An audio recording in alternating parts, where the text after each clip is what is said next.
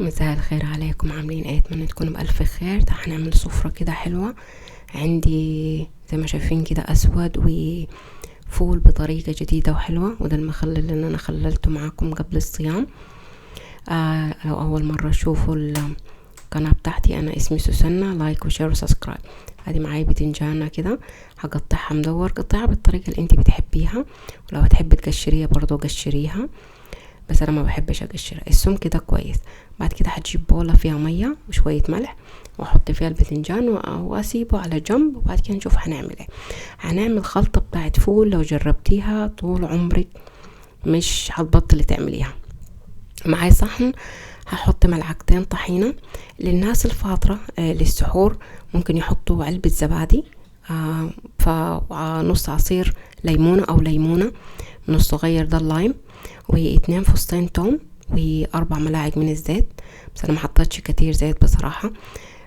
فبعد كده شوية ملح، ويظبط الملح بتاعك. فانا هقعد اضربها كده، بس لقيتها تقيلة، انا مش عايزاها تقيلة كده خالص، فزودتها مية على لغاية لما اوصل للقوام اللي انا عايزاه.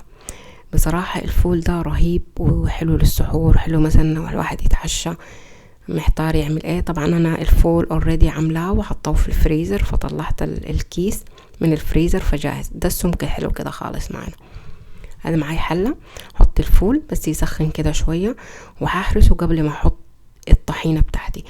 انا زي ما قلت لكم بحب اهرسه، زي ما شايفين كده غلى معايا. هجيب الهراسة اهرسه شوية، اهرسه خالص. بعد كده احط الخليط الحلو الروعة دي. وزي ما قلت للناس الفاطرة ممكن تحط علبة بتاعت زبادي برضو، بتدي طعم. وتلخبطوا كل الحاجات دي مع بعض، نفس الحاجات اللي انا عملتها، بس انا مش حطيت زبادي، مع ان عندي زبادي صويا، بس ما هيكونش حلو طبعا زي الزبادي الفطاري. فلخبطته كده بصراحة، كان طلع رهيب. مش عارفة اقول لكم ايه بصراحة. وشايفين شكل الفول ازاي، الكركم مديله لون روعة. عادي ده كده هحط شوية كمون لو تحبي، هو مش محتاج ولا حاجة، ممكن تاكليه كده، وشوية زيت سمسم.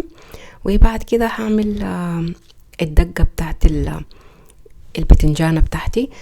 نص عصير ليمون، 3 فصاص توم، ربع ملعقة من الكمون، ونص ملعقة كزبرة وملح على حسب ذوق الملح انتي.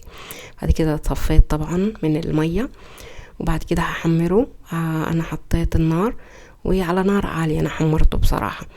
فهقعد اقلب كل شوية لغاية لما ياخد اللون بتاعه اللي نحن عارفينه، طبعا كلنا عارفين.